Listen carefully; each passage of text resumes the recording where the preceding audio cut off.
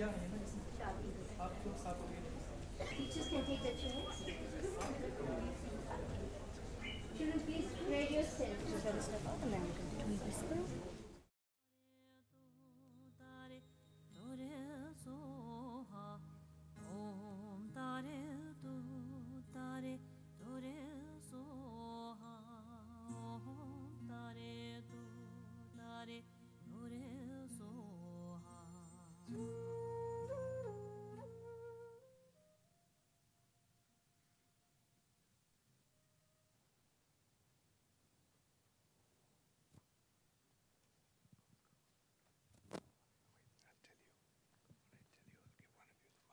Good morning. It looks, everybody seems very fresh. Okay. Please, sit down. Good morning, everyone. Today, we have all assembled here to receive the great privilege of meeting one of the most compassionate leaders of our time, His Holiness, the Dalai Lama. Not only has His Holiness won the Nobel Peace Prize, but he has also successfully propagated his ideas Across. Not only has His Holiness won the Nobel Peace Prize, but he has also successfully propagated his ideas in a world full of destruction and unrest. Oh, His Holiness has inspired us to come together and struggle for a common goal, peace. His emphasis on the need to give up materialistic needs and learn from our own cultures and traditions is much needed in a world where people are looking up to the West when there's so much to learn from the East. His Holiness's thoughts are the stepping stones to a world free from destruction. We have all heard so much about His Holiness Dalai Lama through media and books.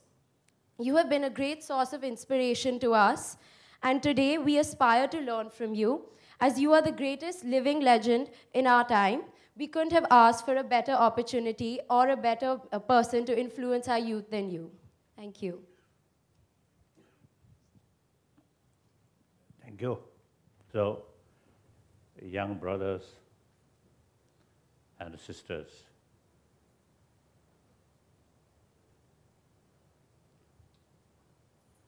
I'm really happy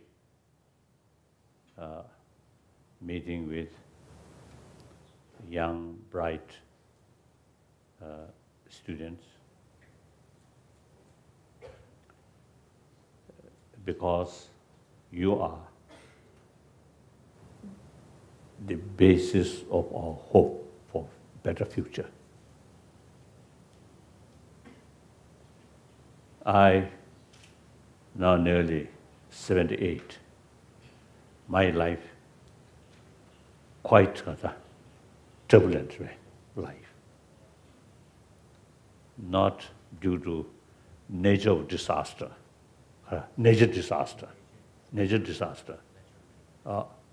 but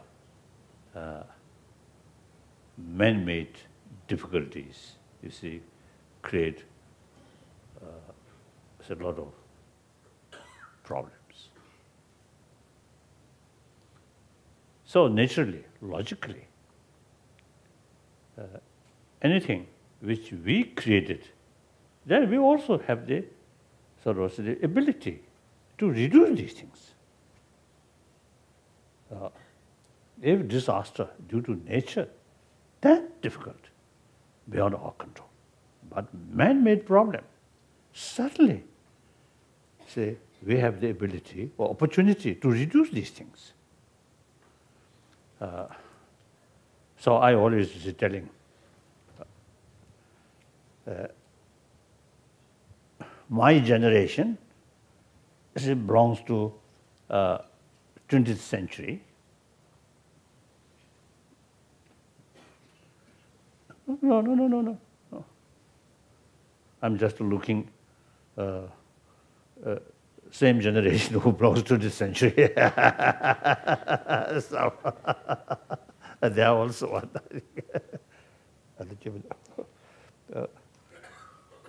So this 20th century really, I think, a very, very important or marvelous century of human history. But that century inspires a lot of sort of positive, development, technology or science, and other many fields. But that century becomes century of bloodshed. Some historians say 20th century number of people who killed through violence around 200 millions. And then I often telling people,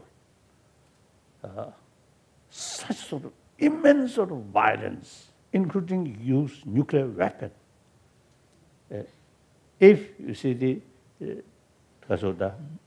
brought the world, better world, more peaceful world, more just world, no. I think immense violence not only suffer millions of people, but also, you see, creates negative feeling. Many people's mind. Hatred, fear, distrust. So, beginning of this 21st century, you see problems, including small scale or local sort of the local violence. These actually symptom of the past mistake and past negligence. There's no question. Therefore, now you, people who belong to the 21st century, my century now already gone. People who belong to the 20th century now ready to say bye-bye.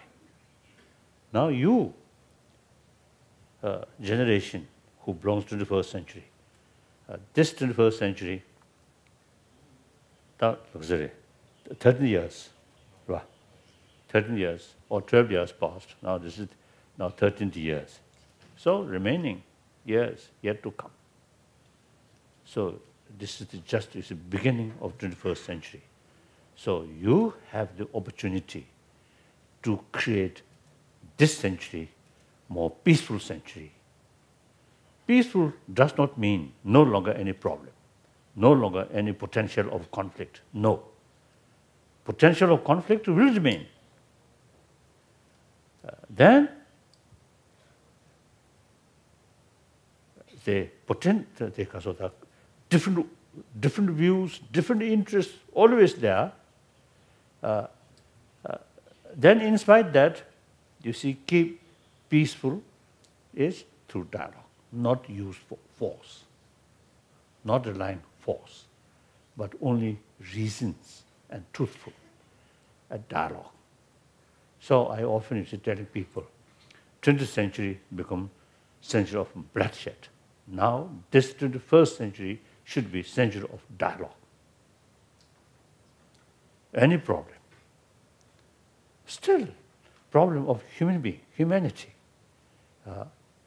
We are same human being, about 7 billion human beings, are basically same human being. Mentally, emotionally, physically, same. And most important, every 7 billion human being, every person, you see, want happy life. Every human being have the right to achieve happy life. So on that level, we are same. So if we emphasize, we are same human being. I want happy life. You want happy life. And respect their right. And some little disagreement happen. The real basis, you must recognize the others, also same human brothers, sisters. They also have every right to overcome suffering. So then why I create more suffering? Illogical. Isn't it? So the basis of genuine dialogue, genuine spirit of dialogue is respect others' right, others' life. The India's 1,000-year-old concept of ahimsa also is on the basis of respect others' life. So, through that way, even you see the circumstances become such, ready to fight violence, but respect others' life, must restrain harming others. That's non-violence, ahimsa. So that's your tradition, 1,000-year-old tradition. So therefore, now this 21st century should be a better century. And then also you see population also increasing. The global warming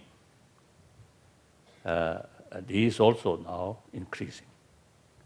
So the potential of nature disaster also increasing.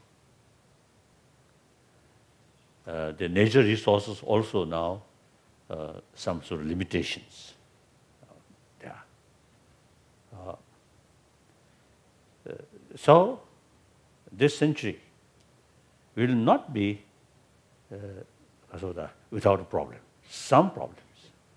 So we have to build willpower, no matter what sort of problem face. We must sort of face these problems through non-violent way.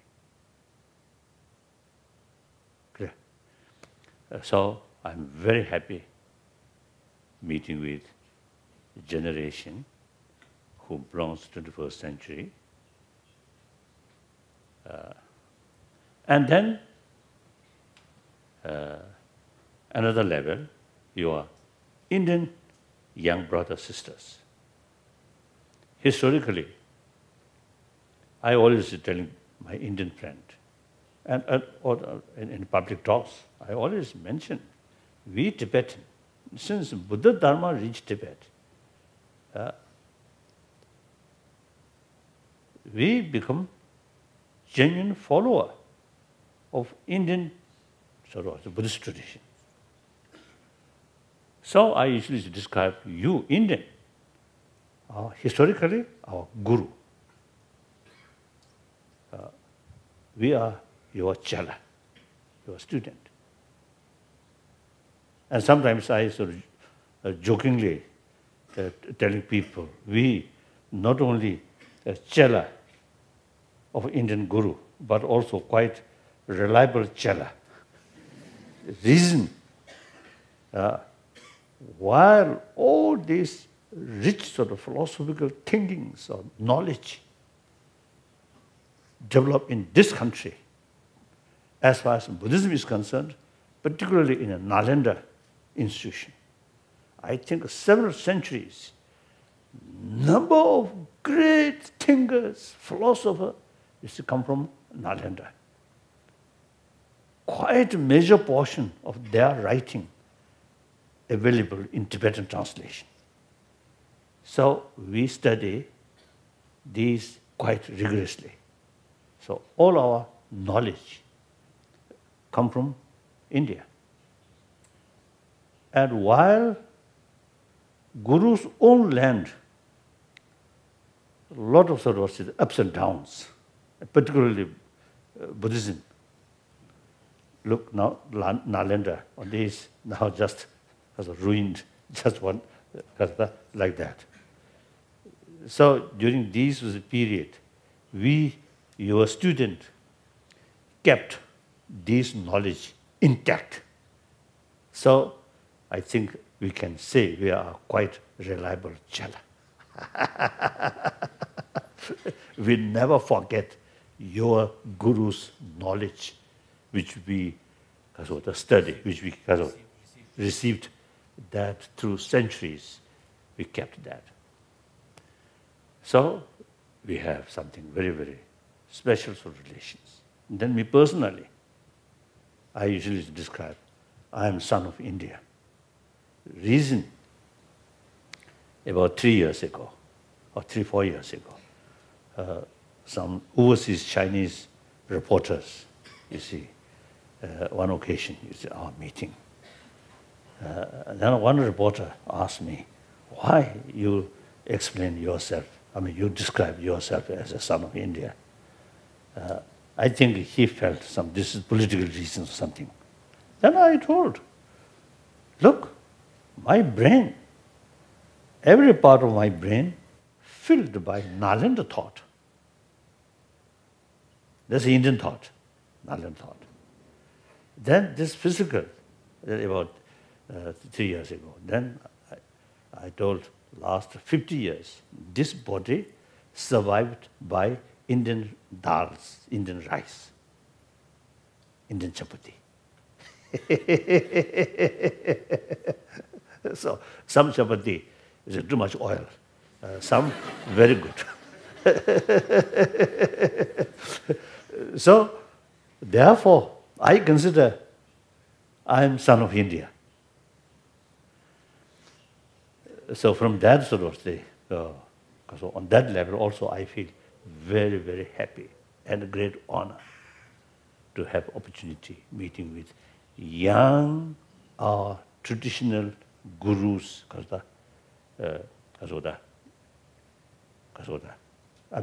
gurus people, yeah, gurus land, or younger generation, like that. So now, and also, I often used to telling my Indian friend, India, since you got independence, nearly 70 years, India still need spirit, the spirit during freedom fight. Like Mahatma Gandhi ji, all these great sort of freedom fighters.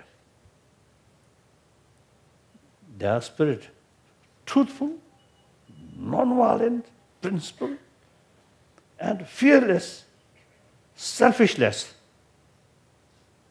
That spirit, although you got independence, but still this kind of spirit, very, very relevant in today's world, today's India. Otherwise, look, democratic country, rule of law, wonderful. And the constitution based on secularism, wonderful. But you see some pockets, some problems. And then corruptions, all level, including some religious leaders. So we need genuine sort of spirit, truthful, honest, selfishness way, fearlessly, speak out, openly. I think very, very important. So usually it's my talk. I always talk completely informal way, and please, I consider you as another human being. As I mentioned earlier, young brothers, sisters. And you also look at me as another little bit older, your brother. No differences. So we should, nowadays, our discussion today and tomorrow, so with that kind of feeling, direct discussion, question and answer. And if you have some sort of disagreement, some of my point, then come out, argument. Those Nalanda masters, they are writing always argument. They never carry the spirit of yes, yes, yes, sir. Never. Always raise questions, argue like that. That's very, very important. In order to know the reality, raise questions and argument and try to find contradictions. Through that way, you understand the point, then become true understanding. Right? Otherwise, just you see, yes, yes, yes, yes. Oh, how wonderful, fantastic, fantastic. Never get real understanding, the point clear. That's all. Then I usually, you see, carry two commitments. Or actually, previously, in the past, 3 commitments. Number 1 commitment on the level of I'm a human being, one of the 7 billion human beings. So, human being, social animal. No matter what nationalities or the different countries, but basically we are same human being. So we have to think about humanity. Humanity happy, I get maximum benefit. If humanity face difficulties, and I cannot escape. So even from selfish viewpoint, I have to think about humanity. Since we are social animal, each human being have moral responsibility to think about humanity.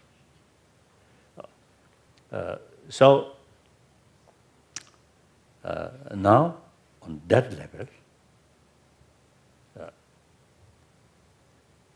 recent centuries, and particularly 20th century, it is quite understandable. You see, people, poverty, material, or lack of material facility, or these things. You see, people, and it's a starvation sometimes. You see, the people pay more attention about our immediate because of the requirement. So that's material. So all the technology, these things, you see, mainly focusing how to develop material values. And then I think very existent education system itself oriented about material value. Isn't it? In your school, any sort of lesson about moral ethics? Do you have moral ethics? You have? Oh, then good. Otherwise, you see, some people have this sort of impression. Moral ethics must be based on religious faith. Then those people who have not much interest about faith, about religion, then no basis of moral ethics. That's wrong. I think India, 1,000 years, you already have secular ethics.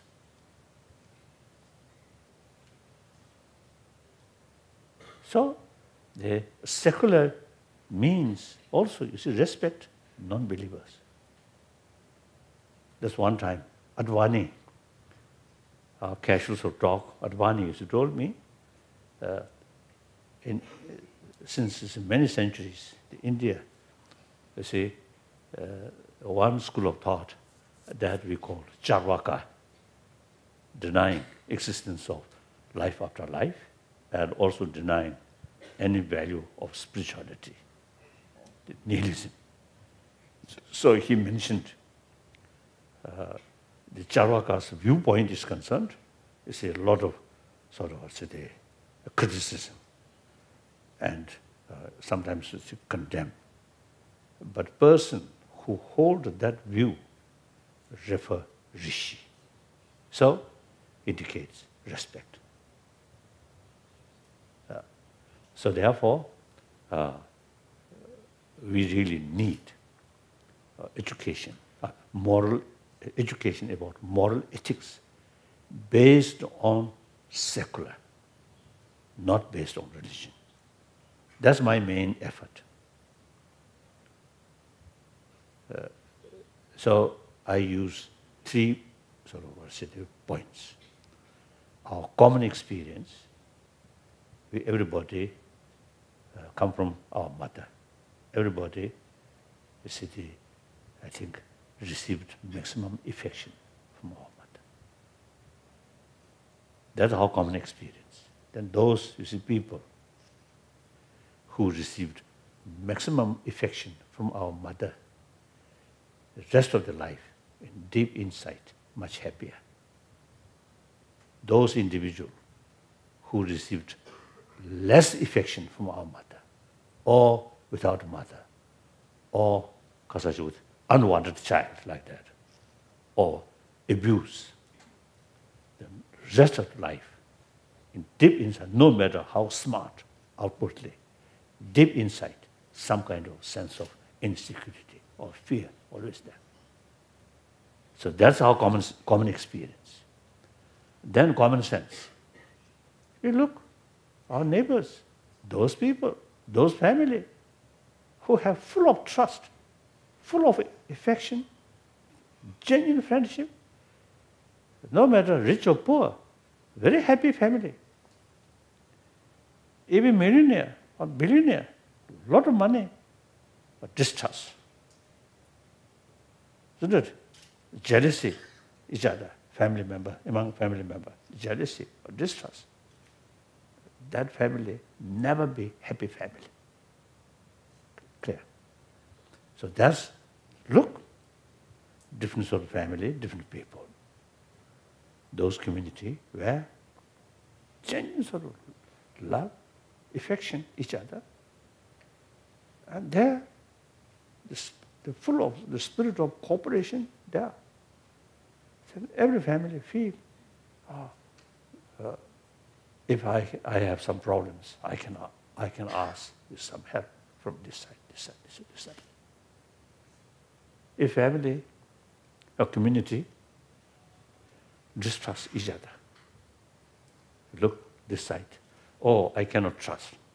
Look this side, I cannot trust. This side, I cannot trust. Then never be happy family. Never be happy one. Clear? So that's common sense. Then, most important, third point is scientific finding. More compassionate mind automatically create more self-confidence. The person is carry more transparent. Through that way, the person mind more calm, more peaceful. That's very, very, very important for good health.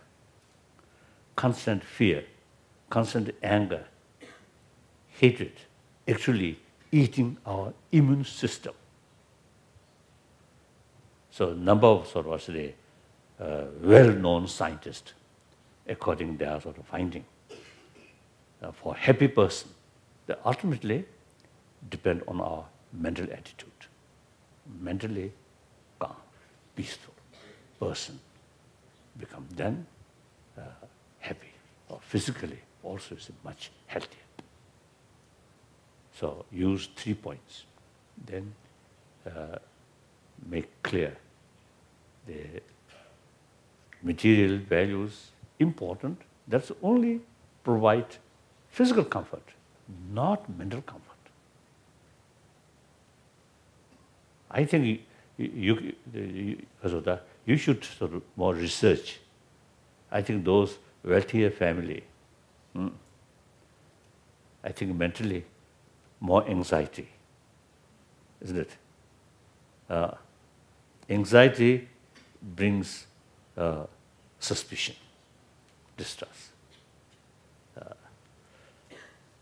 Then I think ordinary middle-class people may be actually more happier. Clear? So therefore, it is totally wrong. Happy life come if material development further develop. That's totally wrong. All our hope put on material value is wrong. Material value, important, useful, helpful. But ultimate source of happy life is within ourselves.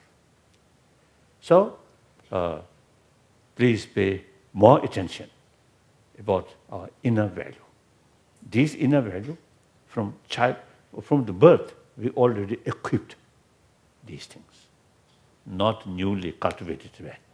Simply nurtured these, warm-heartedness, nurtured way with with understanding the value of these things. Then second, my commitment, then I'm talking on the level I'm Buddhist monk. So the various different religious traditions, in spite big differences in the philosophical field, mainly say theistic religion, non-theistic religion. Within theistic religion, for example, the Muslim, Christian, and Judaism, and some sort of ancient sort of Hinduism, which believe creator. Within that, some different views in philosophical field. And the non-theistic religion, one part of Sankhya, no concept of creator. Then also Jainism, no concept of creator. Then Buddhism, no concept of creator. Ourself, ultimately, ourself creator. Our future created by your physical action, verbal action, mental action. So you yourself, ultimately, creator. Happy life, unhappy life, entirely depend on yourself. So within non-theistic religion, again, it's a philosophical field. You see, I think one obviously, the only Buddhism concept of anatma theory. The Jainism and the Sankhya both believe atma. So differences there. But in spite of all these differences, all carry teaching of love, compassion, forgiveness, tolerance, contentment, self-discipline. So all major religious traditions, as far as practice is concerned, all same. And then different philosophy, if we think sort of deeply or realistically, we need different philosophy because of humanity. There are so many different mental dispositions. So just one concept, one philosophical view is not sufficient, cannot give us the satisfaction for a variety of people. We need variety of philosophical views. All aiming, try to produce good human being, sensible human being, compassionate human being. So, no problem. So, my second commitment is promoting religious harmony. Then previously, third commitment is about Tibetan struggle, Tibetan national struggle. But now, since 2 years, I already retired, and all my political responsibility give to, transfer to elected political leadership. So not only myself is retired, but also since the 5th Dalai Lama, the Dalai Lama institution become head of both temporal and spirituality. Now that about, I think, nearly four centuries, now that I ended. So 5th Dalai Lama created that sort of due to circumstances, you see, 5th Dalai Lama, you see, take both responsibility. Then, since then, automatically, Dalai Lama become head like that. So now I voluntarily, happily, proudly ended. What do you think? This is right decision or wrong decision? Huh? What?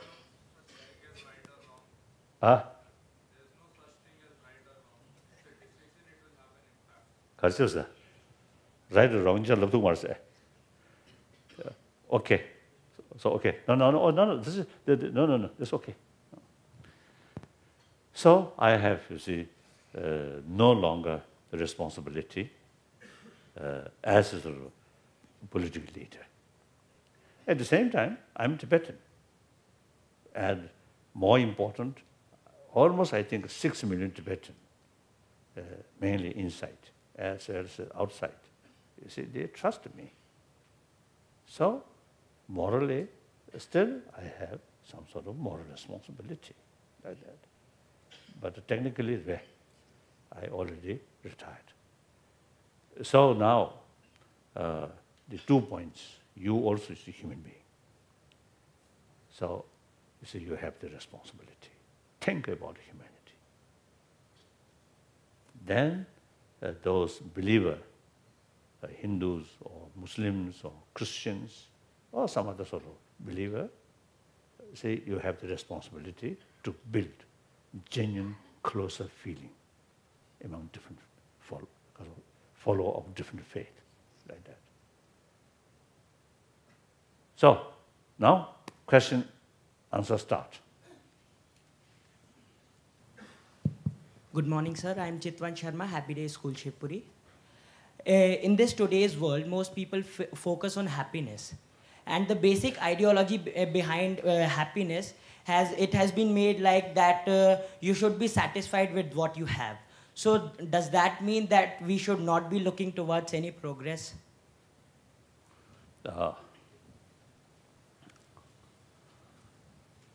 Contentment, rather.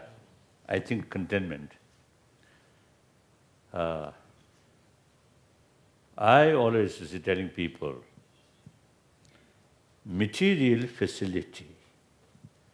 In any case, there's limitation. So in that respect, practice of contentment is helpful. Always greed, want more, then never get satisfaction. Then inner quality, inner value is concerned. Inner value related with mind.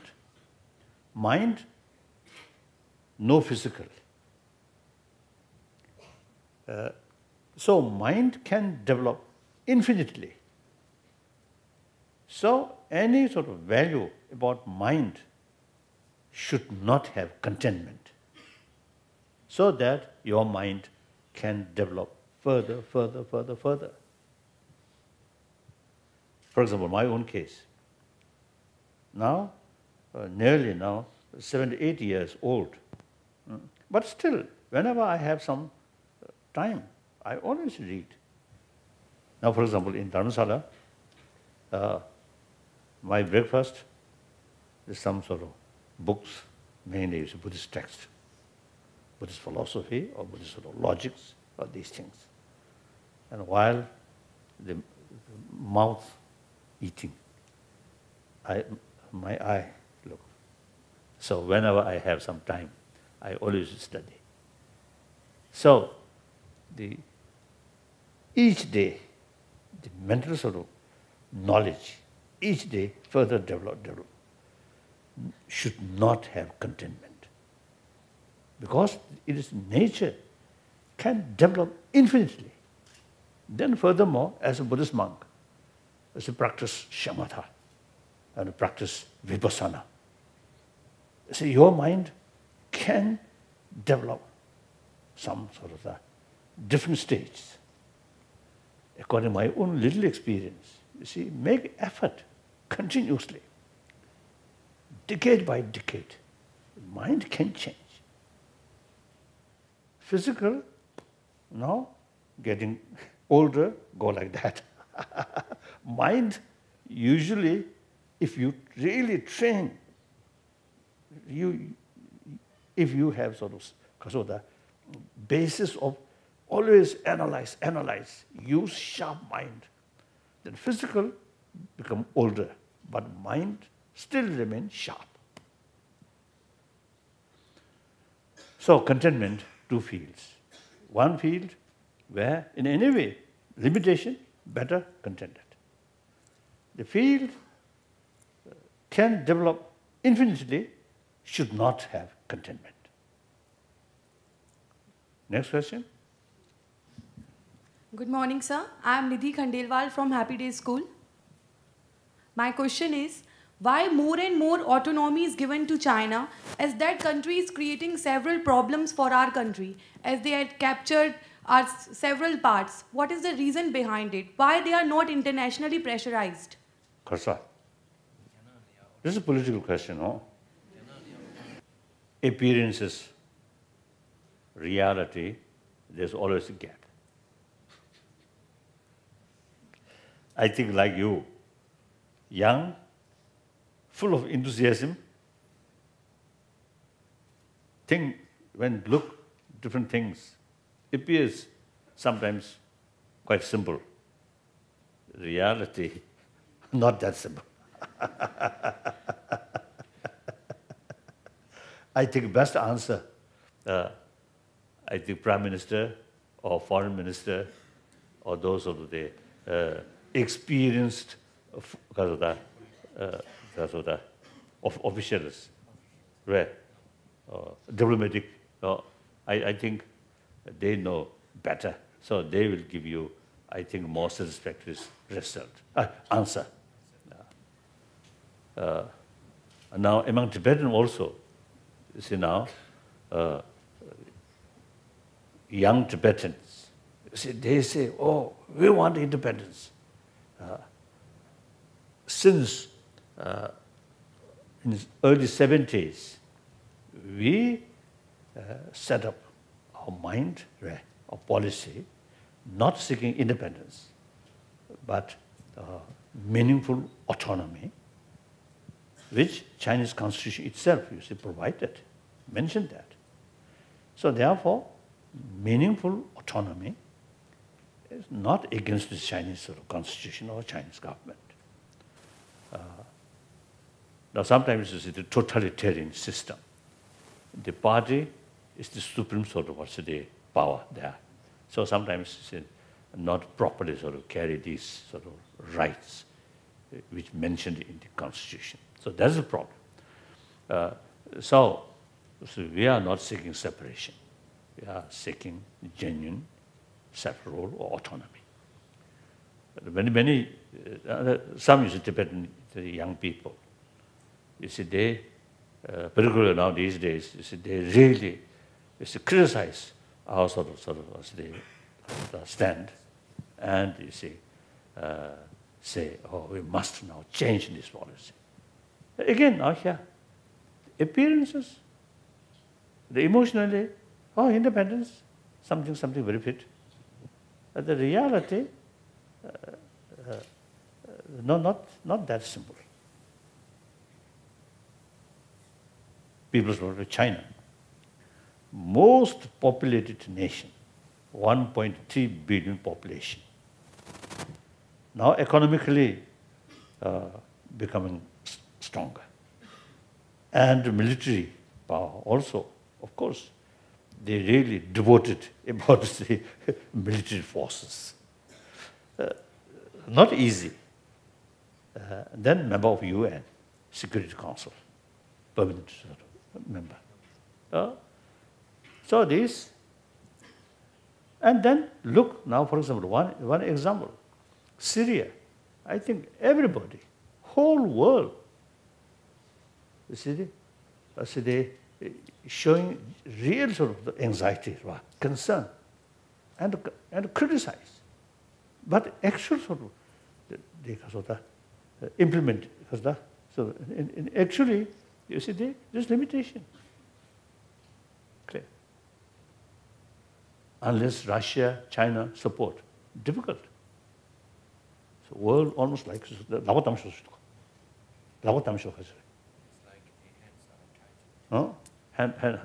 hand tight. So things are not easy. Like that.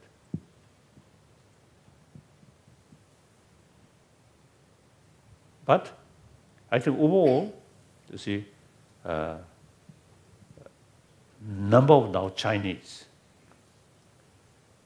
particularly among the writers, among the intellectuals. Last several years, I met a number of Chinese religious leaders, religious believers, and scholars. I think few hundred I met, and then Chinese student. I think few thousand I met in different places. When we explain about our sort of thinking, solution for Tibetan problem, which mutually agreeable sort of solution. All these Chinese, at the beginning, some little bit cautious or a little bit sort of negative suspicion. But when we discuss, when we mention these things, everybody fully support. I think one example, last few years, we noticed article in Chinese language wrote by Chinese, about I think 200, about 1,000 articles wrote by Chinese. I think about 200, so I think over 200 in mainland China itself.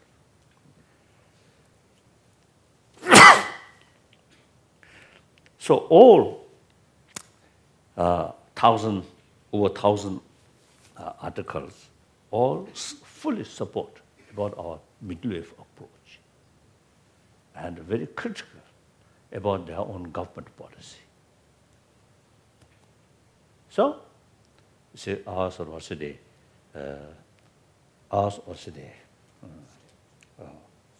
our way of approach or stand. Although the government level, not sort of not sort of concrete sort of the result, but public level, very good sort of response. So after all, public is more important. The government level, although totalitarian regimes, this government remain longer period, but after all, because up to people. And then also, including Indian government and the United States and many and UN and the European Union, all this is fully support about our midlife approach, like that. So like that, you see, we have to approach more holistic and realistic. That's very, very important. Such such matter, our wish, our emotion should not involve too much emotion. Oh, I want this immediately. Won't help. We must approach realistically, holistically. Clear? Next question. It's a lady in the corner, and then we'll move backwards. Please identify yourself. Good morning, Your Holiness. My name is Ira, and I'm from the Sriram School. And I wanted to ask you, what is your definition of enlightenment? Like, what do you... Kasa, destination. Definition or destination? Enlightenment. Definition of... Yes. Definition? Yes, of enlightenment. Oh. I think basically the meaning is our mind, by nature, awareness,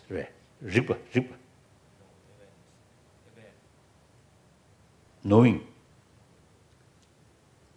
So that, now this moment, limited due to two factors. One,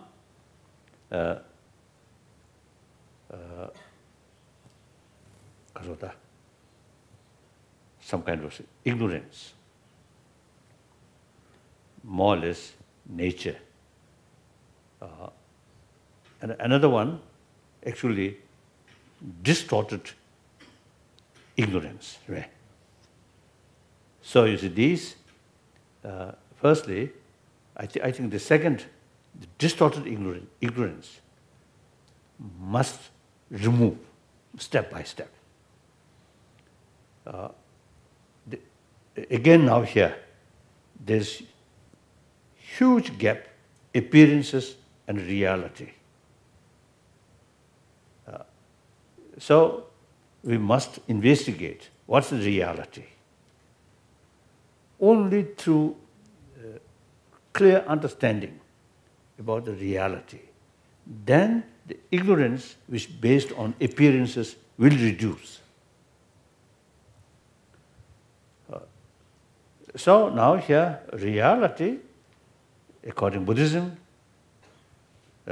different explanation about reality, about those theistic religion, reality, something different. Of course, all these, now for example, according to theistic religion, all these are creation of God. The ultimate reality, God. Clear. God means full of compassion, full of love. So all major religious tradition who have some philosophical sort of tradition, they always try to find the reality. Now scientists also is very, very helpful to find out the reality. Through that way, now in physics, the quantum physics now come. Not based on appearances, but try to find out the ultimate reality. Then the final sort of their finding is, firstly, kasota, particles, right? Particles. Then further, then atom, further, quark, further, then finally cannot find. So anything cannot find objectively. So that's quantum physics also is mentioned that. Buddhism also, Buddhist philosophy, in Buddhist, there are different philosophical views. Mainly, Vivashik philosophy, Sonatic philosophy, Chittamantra philosophy, Madhyamika philosophy, and within each, again, you see different philosophical views. So all is a try to understand the reality. The purpose to understand the reality, not just expand our knowledge, but try to reduce ignorance. Clear? So I, as a Buddhist monk, and also the student of Nalanda masters, so I try, as I mentioned earlier, every day I think, analyze. My daily meditation, about 5 hours. I usually got up 3:30 every day.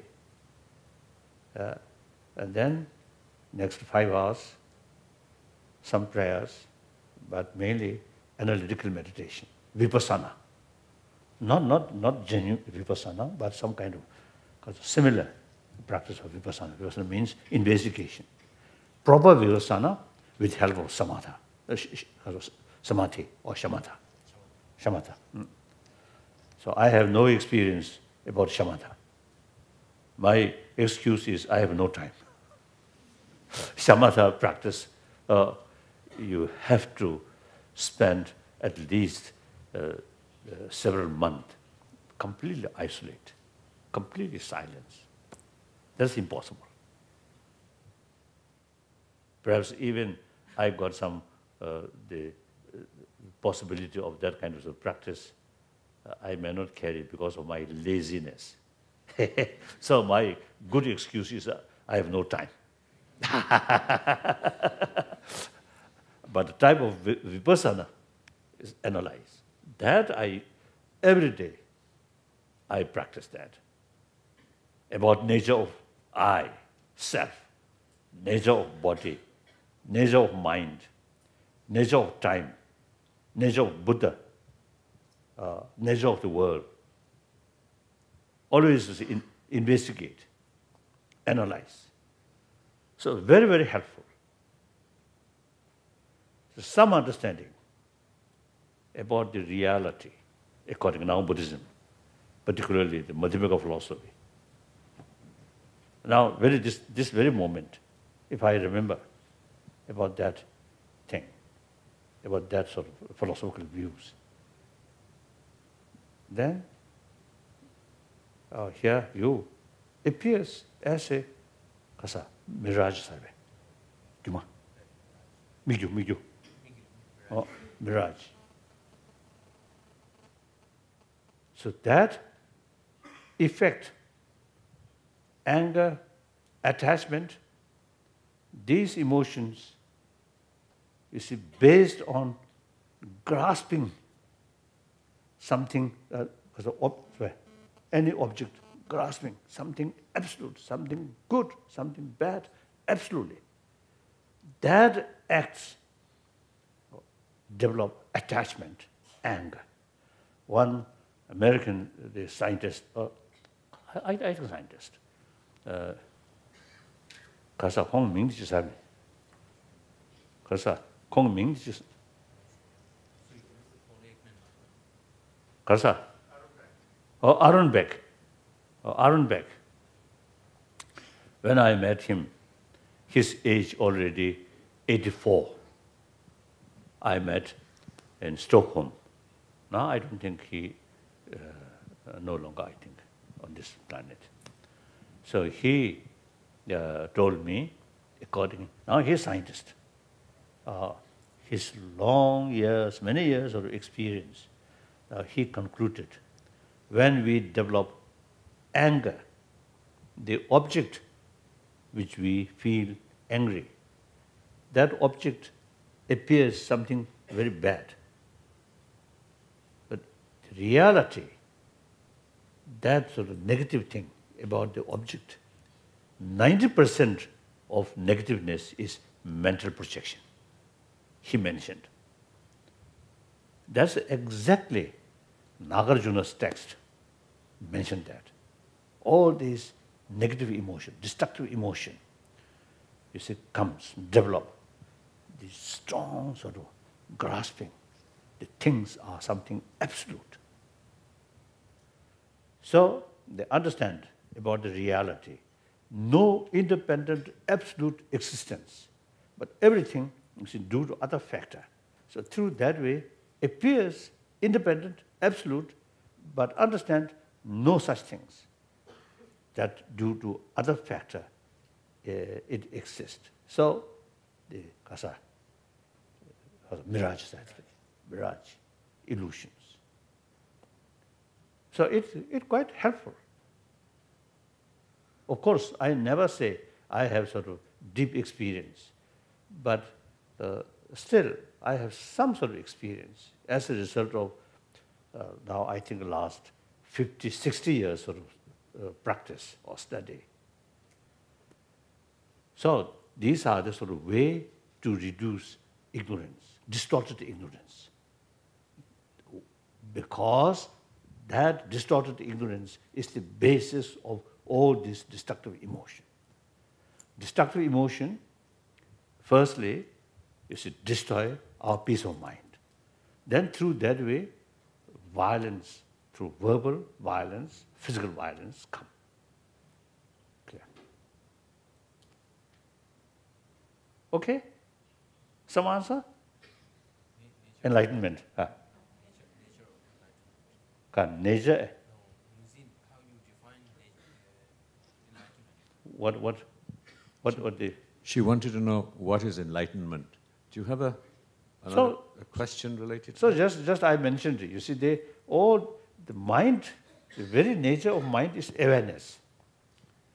So awareness, because of the ignorance, we not sort of fully develop the potential of awareness. So through effort, through meditation, through knowledge, reduce this ignorance. Then the nature of mind, awareness, increasing. then I think the very nature of the enlightenment, that's, I think, according to Buddhism, then mind, the different level of mind. Now, for example, this moment, our mind, mental state, with full sort of what's the cooperation with sensorial consciousness, seeing, hearing, smelling, raw, taste, and touch. These are 5 sensorial sort of consciousness. Then dream level, dream state, no longer the organs working, but mental state. Within that, now scientists also now, brain specialists, they also now realize the dream state, a little sort of higher, then deep sleep, little sort of deeper. So mental state, judging brain sort of wave, you see, we can say there are different levels of mind. Now the subtle mind, that now scientists also, you see, cannot sort of, so far, not yet sort of experimented. That is at the time of death. Some practitioner, after death, the body remains very fresh. Just I think last week at Dharamsala, one very old practitioner, long time sort of illness.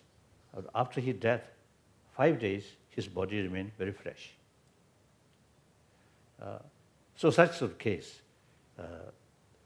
sometimes I think 3 weeks, 2 weeks, some cases 4 weeks, body remain fresh. My own tutor, 13 days, dead, clinically. Doctor, physician, doctor come, examine. They claim dead. But body remain very fresh. About 2 years ago, in New Zealand, one Tibetan monk, after his death, in hospital, so his body remained very fresh. So they sort of the rule, the dead body is cannot remain in the hospital.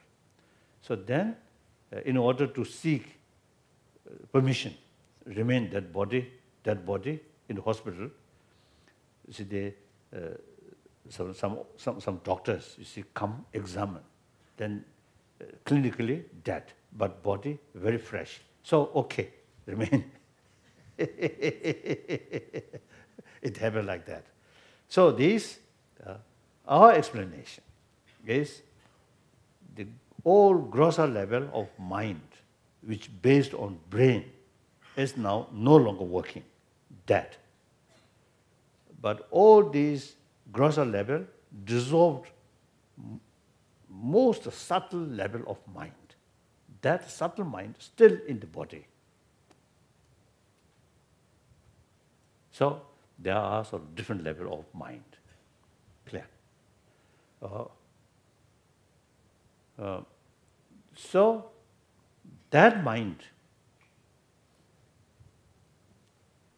we ordinary people, that subtle mind, when actual experience, just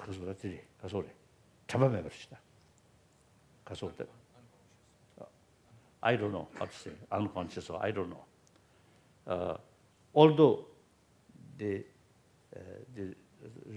ultimate potential of awareness there, but cannot function aware. So through training, that subtle mind can be aware. So that is ultimate level of enlightenment. Right? Enlightenment. That's from Buddhist viewpoint. I think quite far. But we believe we have the potential. So all these things, you see, depend on training. So mind, unlike matter, you see, if we make effort, some extraordinary experiences can develop. So usually we, those things which in any case, limitation, we never content. The mental level quality, there's no limitation, but we content it. Okay, isn't it? We usually say, even those believers, you see, just recite some sort of prayers or some Sanskrit shlokas, but without meaning, without knowing the meaning. Okay, I think your family also, I think your Mataji, your Fatherji, maybe morning some sort of offering flowers in the front of Ganesh, in the front of sort of Shiva Linga, like that. And then recite something, but quite often without knowing the meaning. So we contented about mental development on that level.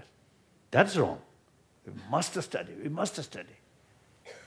And the Hindu tradition, the variety of the non-Buddhist tradition, a lot of philosophical view, philosophical sort of explanation. Very, very useful. In fact, I think Nalendra masters, at least I think 2nd century until perhaps I think 9th century, these several centuries, the Nalendra masters, their sort of their knowledge, their writings, you see, they develop because of the challenge of non-Buddhist school of thought. Similarly, the Hindus, so those great sort of logicians, great philosophers of non-Buddhist, also you see because of Buddhist sort of challenge. So it is very, very useful. You see, debate, make comparison, just one concept and believe that, accept that, and then no further development. You see, challenge is very, very important. Do you agree? Very good. So, like that, enlightenment, the very nature of enlightenment, how to develop enlightenment, briefly like that. Next question. I'm Natasha Oza from the Shriram School Aravali, and you are a figurehead for Buddhism and a role model for people all around the world.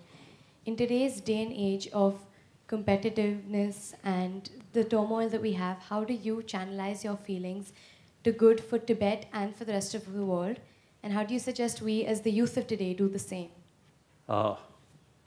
Competition, I think firstly, I think, as I mentioned earlier, holistic. That's very, very important. I think the very purpose of education is try to reduce gap, appearances and reality. So in order to know the reality interdependent. So in order to know the reality, you just look from one angle. You can't understand. You cannot get the real picture. So you must look from various angles. 3 dimension, 4 dimension, 6 dimension. So you must use your mind, look from various angles. Then you get the fuller picture of the reality. Then your approach become more realistic approach. So that I think very, very important. Then, as I mentioned earlier, the education, existing education or knowledge related to here.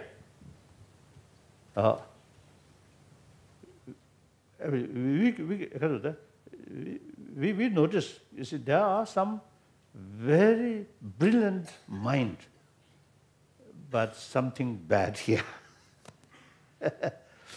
Or, other hand, is a very compassionate person, quite dull. Now we must combine knowledge here and warm-heartedness, sense of responsibility. Sense of responsibility not out of selfish, but sense of concern of others' well-being. Then all knowledge combined with that, then all sort of knowledge become constructive. Look, the September 11th sort of event. Those people, especially who plan, who carry these sort of plan,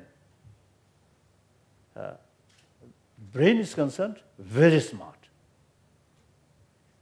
The dull person cannot carry these, cannot plan these things, or cannot sort of carry these work. Very risky. So their brain is concerned, very smart. But that smart brain, guided by full of hatred, anger. So therefore, we must know the education, mere knowledge here, not necessarily bring peace of mind oneself. More knowledge, more better education, too much sense of competition. And competition brings hatred or suspicion. So sometimes education also creates more mental problem. So we must pay more equal attention. Brain development, meantime, sense of warm-heartedness or sense of sort of, warm-heartedness mainly is a sense of concern of others' well-being. That also, you see, on the basis of religious faith, good.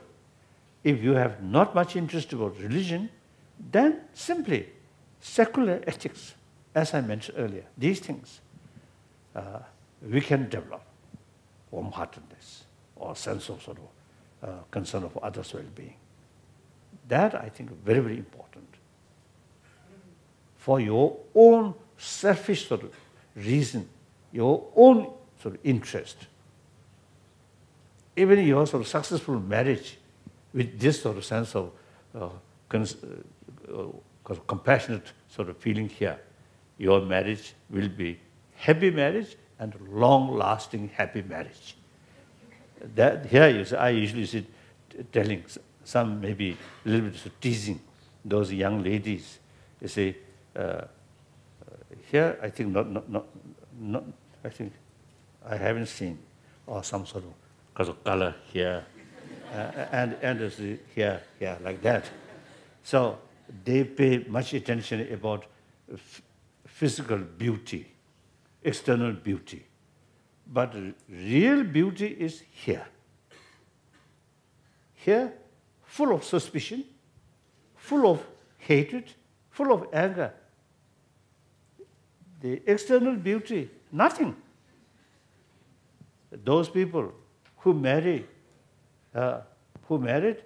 then within a few months, divorce. Why? Lack of inner beauty. Clear. So therefore, warm-heartedness is your own sort of interest. It's very, very important. There, I can tell you through my own little experience, my mind, years, you see, practice altruism, compassion. That brings more self-confidence. I can talk frankly, transparently. That brings, when I talk people, now for example here, I have no sort of anxiety or no sort of fear. If I too much sort of emphasis, or I should be a wonderful person, or I should get some sort of reputation like that, selfish reason, then talk people, each word artificial. Then many hypocrisy come. Sometimes I used to publicly telling religion sometimes teach us hypocrisy, how to act, how to practice hypocrisy, or telling very nice things, honest, truthful, compassion. but doing something differently. I think I can easily practice that. Oh, I'm a holy person. I'm Dalai Lama. Or tell nice things and doing something differently. So, that's why even religious people or people who have religious because of the religious name, but some cases, this is some, or the corruptions happen. So, so it's a combination, education and warm-heartedness. Warm-heartedness also is two reasons. Oh, Buddha or God say, we should be compassionate. Not that way. Analyze. What's the value? Now ask your doctor, ask your scientist, what use about anger? What use about compassion?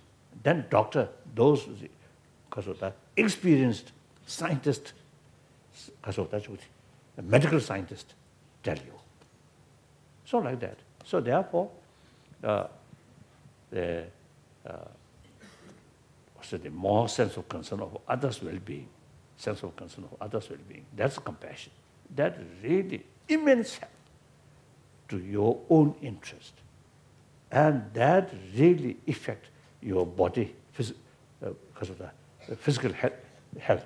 Also, you see, very sort of because of positive effect, like that. And then I think you quite beautiful, quite beautiful. So you see your smile with warm-heartedness, then genuine, wonderful smile. But here, some suspicion, an artificial smile may not bring that kind of effect. Clear? Yes, next question.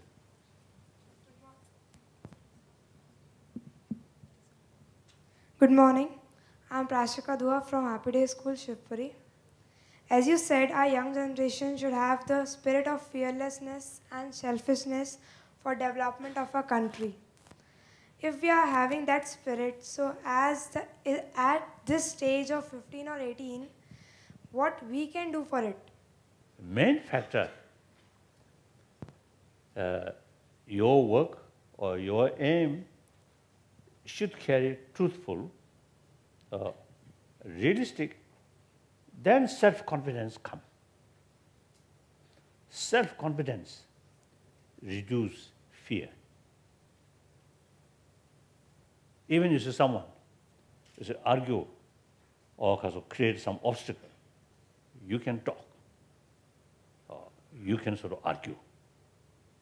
If your own motivation is something because of the differences, appearance in reality, reality something different. Real sort of your interest something different, but show others something different. Then fear increasing. Truthful, honest, that also based on reasonable thing. Then your self-confidence increase. Then your fear automatically reduce. Some sense? Yes, further question? Oh. If we are fearless, then what can we do for our country? If we are fearless, then what can we do for our country? At this stage. The first responsibility, I think first task, try to, I think, because of that, first task, number one, I think the gap rich and poor must reduce. Of course, I'm not expert, but I feel the development in farm area, rural area, we must pay more attention the development of rural areas, not urban area. Look in Delhi or Bangalore or Hyderabad, you see these big cities, still, you see, the month by month extent. And a job seeker from countryside, slums. India, basically farmland. So we must sort of pay more attention about development in rural area. I always see telling people and also feel like Japan or also Taiwan. Taiwan, of course, is small island. The farmers, good education, and their farm system mechanized, so educated farmers, their house, their living standard, more or less same in urban people, right? That, I think, real development of India, real transformation of India must come from rural area. That's one thing. I think yesterday or day before yesterday, I think 2 days ago, I heard it's BBC,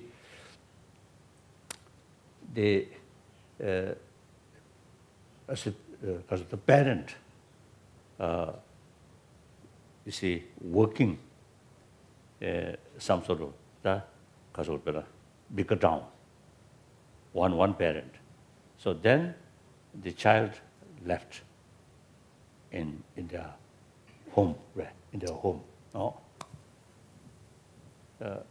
So these long run children who less sort of spend less time with parent, long run very harmful. So this moment can't help. There's not much work opportunity. So they have to go. In China also now, millions of farmland join the big cities. And then now look in Delhi, a lot of cars. That problem. Now, although you see road, you see some what called you see road, you see like that, but still it's difficulties, isn't it? So now, the countryside develop. Each village, each sort of family should possess car, and then not much problem where car put. In big city, difficulties, isn't it? So I think you must. The other day, I met some Kasachuti, young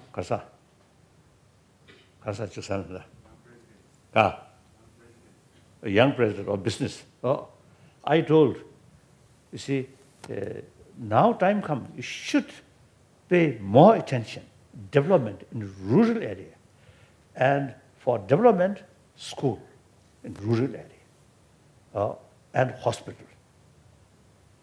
And then, if not big scale of factory, but middle scale of factory in those in villages, then it automatically reduces the number of street children or slums reduce. And so countries' economy. And then also I think rural area development in rural area also can be sustainable economy. Clear? I think this is I want to tell you. Then the second thing, we have to fight about corruption. A few years ago, I coming back from Orissa after I visited the Tibetan settlement there.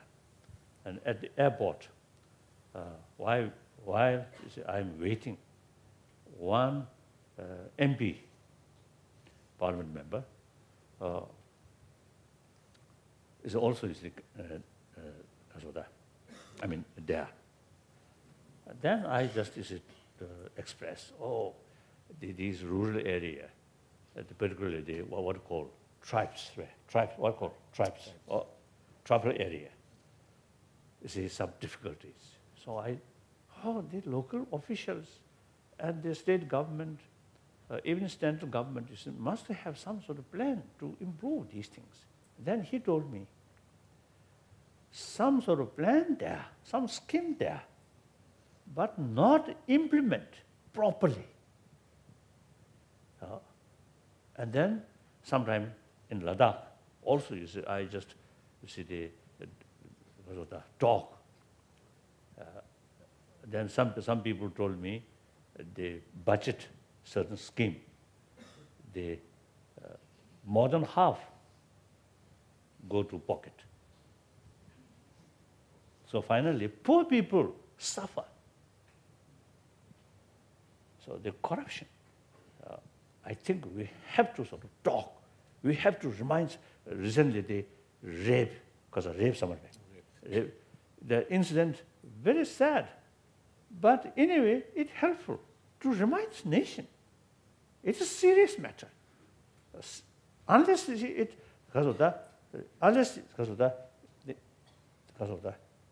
such was to happen, then that unfortunate, but it sort of reminds people and some kind of awareness way. So the corruption also, I think we should talk this. We have to sort of change. We have to reduce all levels, politicians or government officials, at all levels. I think then more awareness, more sort of expression of dissatisfaction, I think helpful. Like that. What do you think? Okay. So the young people, now in order to point to other people about this negative thing, you yourself must be pure. Otherwise, you see, your argument or criticism become very weak. You yourself must be truthful, honest, transparent, then point out others' weakness. Clear? Okay. Next question. I'm Nishta from the Shriram School at Ravli. You have stated that the purpose in life is to find happiness. You've also said that these qualities can be obtained with love, compassion, and patience. What do these qualities mean to you? Purpose of life is happiness. And you said that this can be achieved through compassion and through other qualities. So what are these qualities and what do they mean to you? Already mentioned knowledge, realistic knowledge, and then compassion as a motivation. These two things there, then your life will be successful. Even if some difficulties happen, no regret. I lost my own country. No regret. This is due to many other factors, it happened. The 8th century's great the practitioner or thinker, he mentioned, when you face some sort of tragedy, then analyze the tragedy, the situation. If the situation is such, you can overcome that, then no need to worry, make effort. If the tragedy, the situation of that tragedy is such, no way to overcome, then no use too much regret, no use too much worry. Very practical. So sometimes, you see, something happen, too much worry.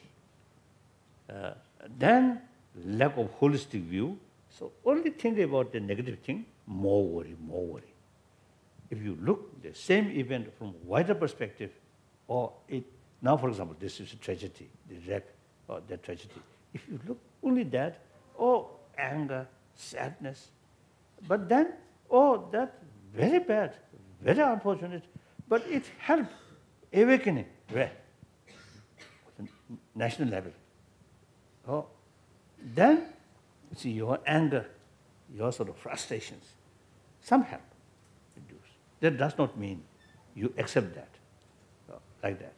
So, I always do that. Some negative things happen. I always look from different angle. This negative things happen. what effect this, right? What effect come from this, or possibility this, possibility this. Does that reduce your sort of anger or your frustrations? And then also, something happened. What the causes or conditions? That also very helpful to reduce frustrations. If you should look that event absolute, independent, then more frustrations. That this happened because of that, and then your frustration reduces. Because of the sort of psychological sort of nature is something, anger, these things you need independent target. When you look from a wider perspective, then the independent target becomes weak. So anger reduces. Clear? That's the system, nature, that nature system way of our emotion go like that. Okay? Yeah. So main thing is study. Now here I would like to share with you one sort of Buddhist, how to say, now time comes. Yes. You see, there are 3 levels of knowledge. One, hearing. Knowledge is what? Knowledge from hearing. I think you, student, just you see some knowledge from reading or listen from your teachers or explanation. Just content in that, not very sound. Another book, you saw something different, then you doubt. So the knowledge after hearing, then you must analyze, investigate, analyze, look from various angles and try to raise questions or contradictions. Then to another sort of level of understanding or knowledge, after thorough investigation or analyzation, that knowledge is quite firm. Another one, another person, or another book is mentioned, there's something different explanation, then you automatically respond, oh no, I analyzed this thoroughly, so I fully convinced, now this must true. So that's the second level of knowledge, right? On the basis of hearing, knowledge from hearing, the knowledge from experiment, or the investigate, analyze. Then that knowledge must familiarize yourself. Then when you see something you see happen, without effort, automatically, answer come. That's the more familiarize. The familiarize, familiarizing. Familiarizing, like that. So it's 3 levels of knowledge. That's very, very important, especially you see, you student. That's why it's a Nalanda tradition, particularly Dignac, great logician, Dignac and Dharmakirti.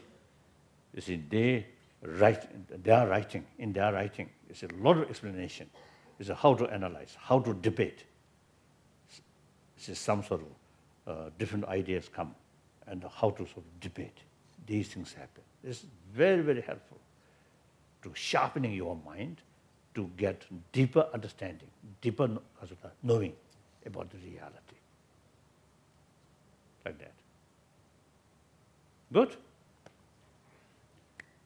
So, tomorrow morning, I think same time, I have some sort of audience. Thank you. Think more seriously.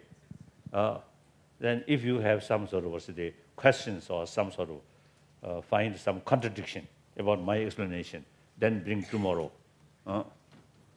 I think I never claim I'm good logician, right? good logician or good scholar. I never sort of feel that. But, so I train through that way.